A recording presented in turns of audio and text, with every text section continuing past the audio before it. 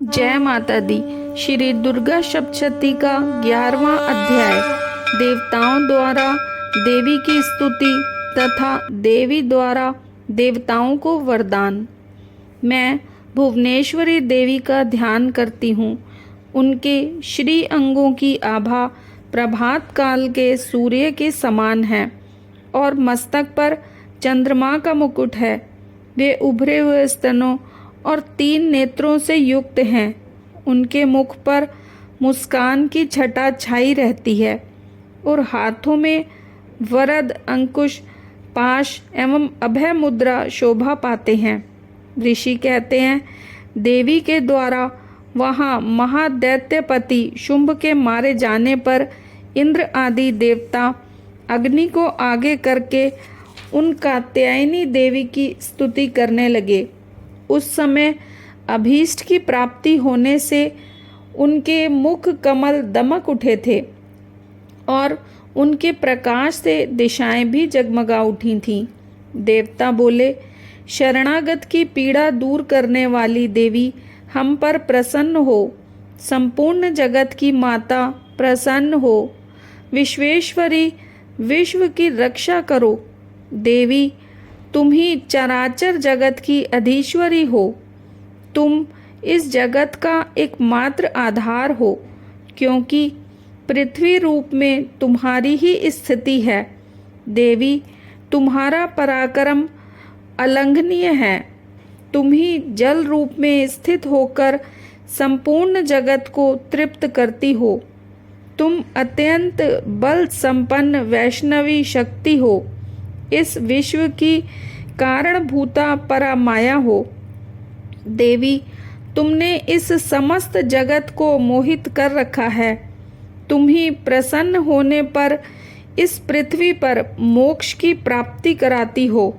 देवी, संपूर्ण विद्याएं तुम्हारे ही भिन्न भिन्न स्वरूप हैं। जगत में जितनी स्त्रियां हैं वे सब तुम्हारी ही मूर्तियां हैं। जगदम्ब, एकमात्र तुमने ही इस विश्व को व्याप्त कर रखा है। तुम्हारी स्तुति क्या हो सकती है। तुम तो स्तवन करने योग्य पदार्थों से परे एवं परावाणी हो। जब तुम सर्वस्वरूपा देवी स्वर्ग तथा मोक्ष प्रदान करने वाली हो, तब इसी रूप में तुम्हारी स्तुति हो गई। तुम्हारी स्तुति के लिए इससे अच्छी उक्तियाँ और क्या हो सकती हैं। बुद्धि रूप से सब लोगों के हृदय में विराजमान रहने वाली तथा स्वर्ग एवं मोक्ष प्रदान करने वाली नारायणी देवी, तुम्हें नमस्कार है। कला, काष्ठा आदि के रूप से क्रमशः परिणाम की ओर ले जाने वाली तथा विश्व का उपसंहार करने में समर्थ नारायणी, तुम्हें नमस्कार है। नारायणी, तुम सब प्रकार का मंगल प्रदान करने वाली मंगलमयी हो। कल्याणदायिनी शिवा हो। सब पुरुषों को सिद्ध करने वाली शरणागत वत्सला, 3 नेत्रों वाली एवं गौरी हो। तुम्हें नमस्कार है। तुम सृष्टि, पालन और संहार की शक्ति भूता सनातनी देवी, गुणों का आधार तथा सर्वगुणमयी हो। नारायणी, तुम्हें नमस्कार है। शरण में आए हुए दीनों एवं पीड़ितों की रक्षा में संलग्न रहने वाली तथा सबकी पीड़ा दूर करने वाली नारायणी, तुम्हें नमस्कार है। नारायणी, तुम ब्राह्मणी का रूप धारण करके हंसों से जुते हुए विमान पर बैठती तथा कुश मिश्रित जल छिड़कती रहती हो। तुम्हें नमस्कार है। महेश्वरी रूप से त्रिशूल, चंद्रमा एवं सर्प को धारण करने वाली तथा महान वृषभ की पीठ पर बैठने वाली नारायणी देवी, तुम्हें नमस्कार है। मोरों और मुर्गों से घिरी रहने वाली तथा महाशक्ति धारण करने वाली कौमारी रूप धारणी निष्पापे नारायणी, तुम्हें नमस्कार है। शंख, चक्र, गदा और शांग धनुष रूप उत्तम आयुधों को धारण करने वाली वैष्णवी शक्ति रूपा नारायणी, तुम प्रसन्न हो, तुम्हें नमस्कार है। हाथ में भयानक महाचक्र लिए और दाढ़ों पर धरती को उठाए वाराही रूप धारणी कल्याणमयी नारायणी, तुम्हें नमस्कार है। भयंकर नरसिंह रूप से दैत्यों के वध के लिए उद्योग करने वाली तथा त्रिभुवन की रक्षा में संलग्न रहने वाली नारायणी, तुम्हें नमस्कार है। मस्तक पर किरीट और हाथ में महावज्र धारण करने वाली, सहस्त्र नेत्रों के कारण उद्दीप्त दिखाई देने वाली और वृतासुर के प्राणों का अपहरण करने वाली इंद्र शक्ति रूपा नारायणी देवी, तुम्हें नमस्कार है।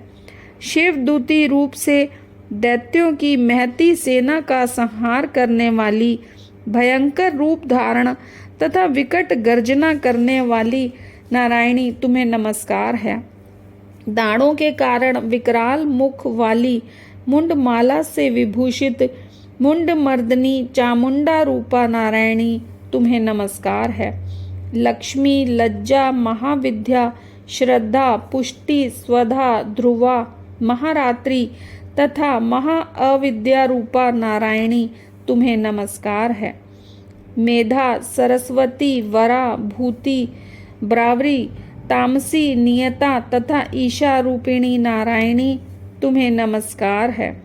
सर्व रूपा, सर्वेश्वरी तथा सब प्रकार की शक्तियों से संपन्न दिव्य रूपा दुर्गे देवी, सब भयों से हमारी रक्षा करो, तुम्हें नमस्कार है। कात्यायनी, ये 3 लोचनों से विभूषित तुम्हारा सौम्य मुख सब प्रकार के भयों से हमारी रक्षा करे, तुम्हें नमस्कार है। भद्रकाली, ज्वालाओं के कारण विकराल प्रतीत होने वाला, अत्यंत भयंकर और समस्त असुरों का संहार करने वाला तुम्हारा त्रिशूल भय से हमें बचाए, तुम्हें नमस्कार है।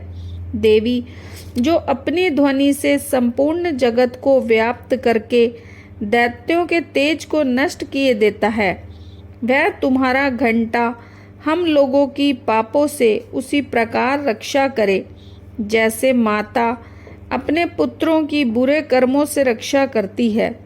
चंडिके, तुम्हारे हाथों में सुशोभित खड्ग जो असुरों के रक्त और चर्बी से चर्चित है, हमारा मंगल करे, हम तुम्हें नमस्कार करते हैं। देवी, तुम प्रसन्न होने पर सब रोगों को नष्ट कर देती हो और कुपित होने पर मनोवांछित सभी कामनाओं का नाश कर देती हो। जो लोग तुम्हारी शरण में जा चुके हैं उन पर विपत्ति तो आती ही नहीं, तुम्हारी शरण में गए हुए मनुष्य दूसरों को शरण देने वाले हो जाते हैं। देवी अंबिके, तुमने अपने स्वरूप को अनेक भागों में विभक्त करके नाना प्रकार के रूपों से जो इस समय इन धर्मद्रोही महादैत्यों का संहार किया है, वह सब दूसरा कौन कर सकती थी।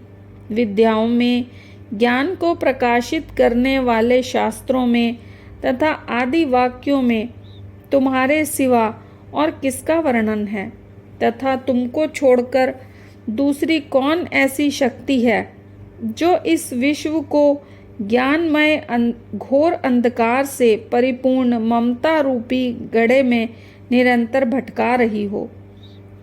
जहाँ राक्षस, जहाँ भयंकर विष वाले सर्प, जहाँ शत्रु, जहाँ लुटेरों की सेना और दावानल हो, वहाँ तथा समुद्र के बीच में भी साथ रहकर तुम विश्व की रक्षा करती हो। विश्वेश्वरी, तुम विश्व का पालन करती हो, विश्व रूपा हो, इसीलिए संपूर्ण विश्व को धारण करती हो। तुम भगवान विश्वनाथ की भी वंदनीय हो। जो लोग भक्ति पूर्वक तुम्हारे सामने मस्तक झुकाते हैं, वे संपूर्ण विश्व को आश्रय देने वाले होते हैं। देवी, प्रसन्न हो, जैसे इस समय असुरों का वध करके तुमने हमारी रक्षा की है, उसी प्रकार सदा हमें शत्रुओं के भय से बचाओ। संपूर्ण जगत का पाप नष्ट कर दो और उत्पात एवं पापों के फलस्वरूप प्राप्त होने वाले महामारी आदि बड़े बड़े उपद्रवों को शीघ्र दूर करो।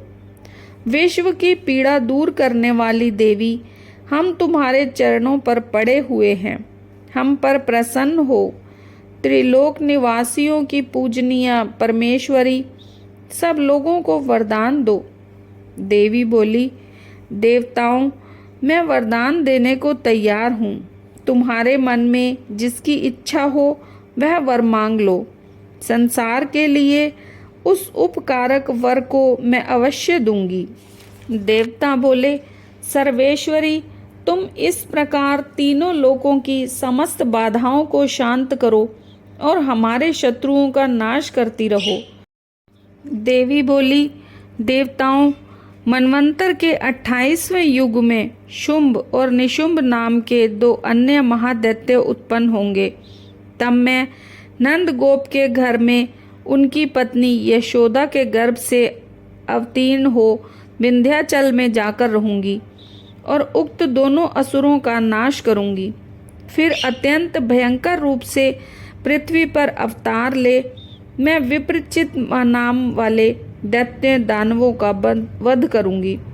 उन भयंकर महादैत्यों को भक्षण करते समय मेरे दांत अनार के फूल की भांति लाल हो जाएंगे। तब स्वर्ग में देवता और मृत्युलोक में मनुष्य सदा मेरी स्तुति करते हुए मुझे रक्तदंतिका कहेंगे।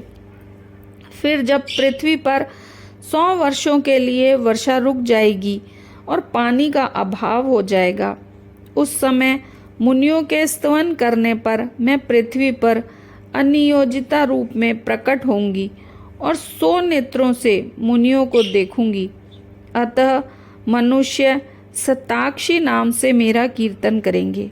देवताओं, उस समय मैं अपने शरीर से उत्पन्न हुए शाकों द्वारा समस्त संसार का भरण पोषण करूंगी। जब तक वर्षा नहीं होगी तब तक वे शाक ही सबके प्राणों की रक्षा करेंगे। ऐसा करने के कारण पृथ्वी पर शाकंभरी नाम से मेरी ख्याति होगी। उस अवतार में मैं दुर्गम नामक महादैत्य का भी वध करूंगी। इससे मेरा नाम दुर्गा देवी के रूप से प्रसिद्ध होगा। फिर मैं भीम रूप धारण करके मुनियों की रक्षा के लिए हिमालय पर रहने वाले राक्षसों का भक्षण करूंगी। उस समय सब मुनि भक्ति से नतमस्तक होकर मेरी स्तुति करेंगे। तब मेरा नाम भीमा देवी के रूप में विख्यात होगा।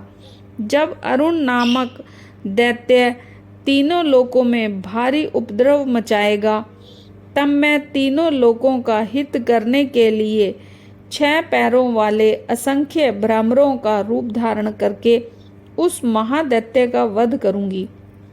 उस समय सब लोग भ्रामरी के नाम से चारों ओर मेरी स्तुति करेंगे। इस प्रकार जब जब संसार में दानवी बाधा उपस्थित होगी, तब तब अवतार लेकर मैं शत्रुओं का संहार करूंगी।